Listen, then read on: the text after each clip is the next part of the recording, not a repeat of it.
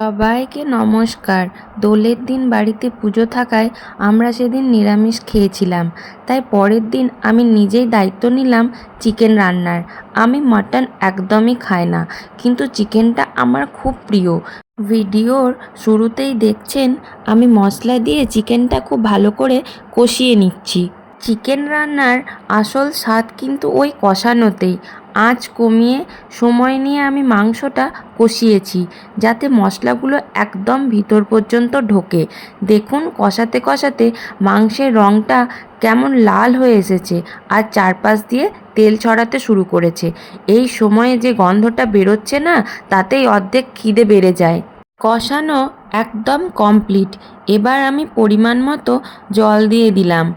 আমি খুব বেশি ঝোল করব না, আবার একদম শুকনোও রাখবো না, মাঝামাঝি একটা গ্রেভি রাখবো।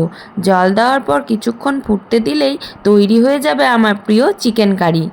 ব্যাস, আজকের লাঞ্চ তো একদম জমে যাবে। নিরামিষের পরের দিন এরকম চিকেন কষার কোনো তুলনাই হয় না।